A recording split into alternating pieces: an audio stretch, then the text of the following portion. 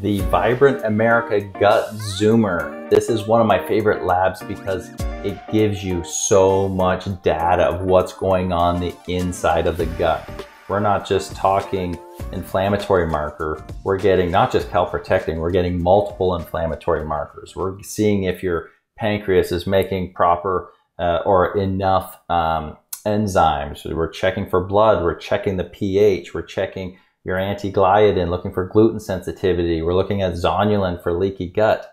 We're looking at bacteria markers that would let us know if SIBO is likely happening. We're looking at things that bacteria that can affect the liver. We're looking at so many different markers and driving right down into specific bacteria like canaries in the coal mine, like Akkermansia, which the lower it gets, the closer you get to really inflamed conditions like Crohn's. Okay, so I shouldn't be trying to sell you on this. This is just a how-to video, but I'm just excited about it because it's one of those labs that we want to run with everyone with mold toxicity, because mold toxicity definitely ruins, destroys, what's the word? It definitely contributes to serious GI tract problems, as does Lyme. So people with mold and Lyme and just general gut problems, this is the best lab on the market for seeing as many markers as possible. So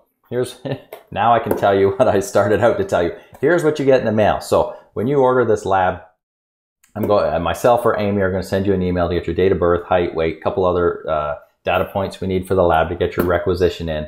But then the lab's going to send you via FedEx this box. Okay, don't throw out your box. You have to put your specimen back in this to return it. Now they also include return shipping. So you'll get a FedEx bag and label for the front. It's already paid for. You're just going to have to call FedEx a day or two before you want to ship it and tell them you're going to have a pickup on, say, Monday if you're doing your collection Sunday night. If you do your collection, stool collection Sunday night, make sure you put it in the fridge. And then, or if you do it Monday morning, make sure they come that day. It's not, I shouldn't say it's not a big deal. We want to get it back as quick as we can. Some specimens can sit a little longer than others, but you always want to get it back as quick as you can, and you want to line this up to get it back as quick as you can.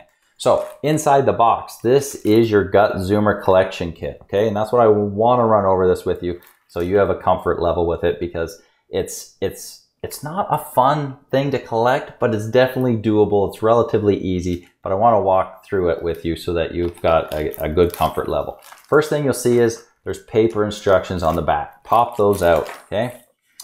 One sheet is all about things that can cause a problem and alter your results of your lab. So give this a good read over, because if you have to wait to take the lab, sometimes it's better to wait because you want to make sure you're getting accurate results, okay?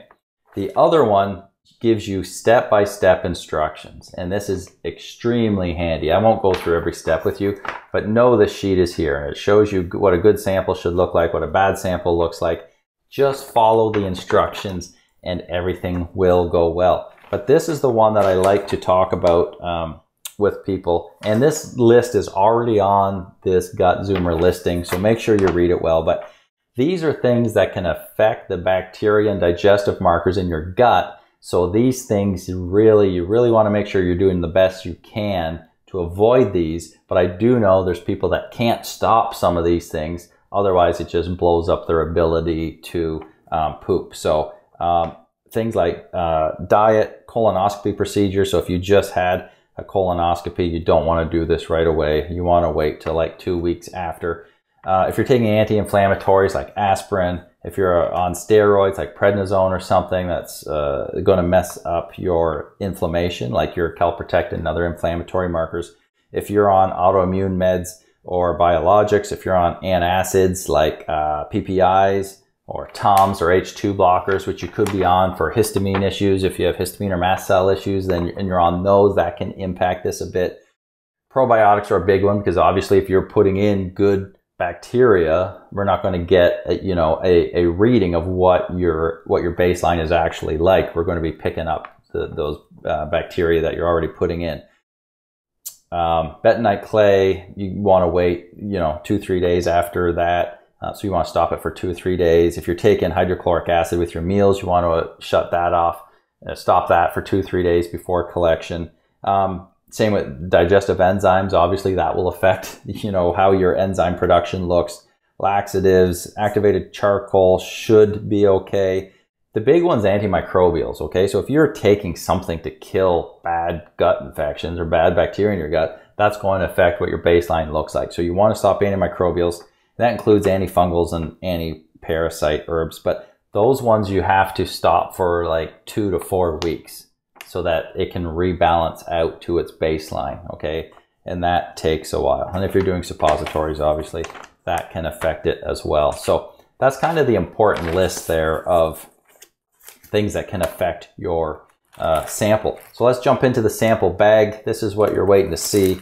You are going to get inside this bag as 2 tubes, and then it has gloves for obvious reasons. It has a couple stickers that have your name and barcode on, which you're going to put on the empty section of these tubes. And these tubes also have a patient name, date, and time of collection. So your sticker has your name already on it and a spot for collection date, but it doesn't have the actual time, okay? So just make sure you put the stickers on. Don't cover up anything important on these tubes with the sticker. Put it where there's nothing, okay? That's the sticker. There's the gloves you're going to wear during collection. That's the absorbent sheet that goes inside the bag. And then this is the, well, this isn't fun. It already has, moisture's hit it. It's got some discoloring. This is what goes across the toilet. This is your poop hammock. I'm sorry, I made that name up, but this, tell me it doesn't look like a poop hammock to you. So this has a sticker on each side here, and this side here. That tapes onto your toilet seat, okay? And then this hangs here for you to poop in. I'm sorry, we have to say this, okay? I have to tell you how this works. And you don't want to get any urine in this. This is just for collecting poop only. Now, I don't trust these. They're probably fine, but I don't trust just that skinny little sticker, because if one sticker gives way, the whole thing falls in the toilet. And now we have to order a new kit. So what you can do is take like packing tape if you're gonna ship a box somewhere, and put this on, use the sticker, but then put a strip of packing tape over top of it to help hold it, to make sure there's no problem, okay? And then once that's done, let the fun begin, okay? You got your 2 tubes, one's empty, the clear one is empty, okay? And the spoon is attached to the lid. So when you take this lid off, it has the spoon in it. So you're going to take samples. So what some people will do is take the poop hammock and set it on like a clean, like disposable plate, okay? Because you don't want to be digging around with it hanging over the toilet because there's no strength or stability. So if you take it off, set it on a disposable plate on the counter, have the fan on. I'm sorry, I told you this isn't a glamorous test to do, okay? And then each of these tubes have a red line, and that's the fill line. You're going to fill it up to there.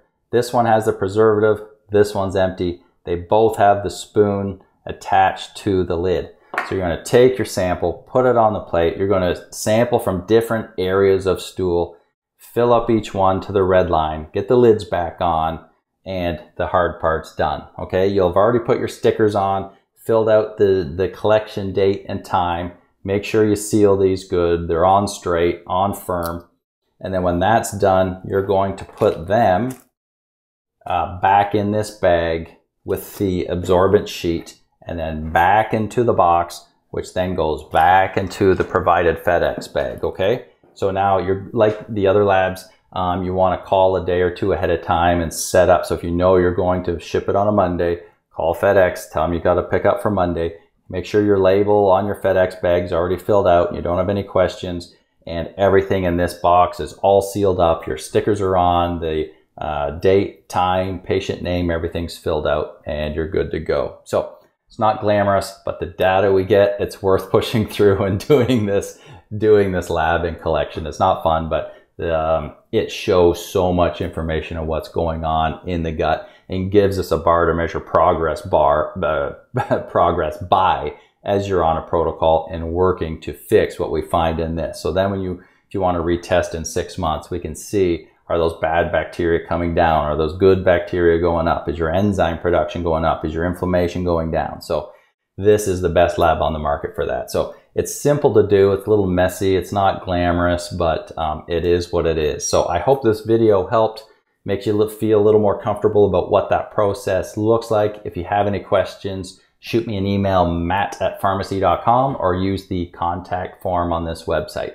And it only takes a couple days to go back from FedEx, but it takes 2 to 2.5 weeks for them to get the results. The gut zoomer is one of the ones that just takes longer to be processed, okay? So you're looking at about 2.5 weeks, which is still fairly quick when you compare it to what other options in the market are. So again, if you have any questions, reach out. Other than that, I'm happy to help you get this started and get this to the lab, and they send a PDF result back, to which I let you know right away when your labs are ready and you can get those results. All right, any questions? Reach out. Have a good one.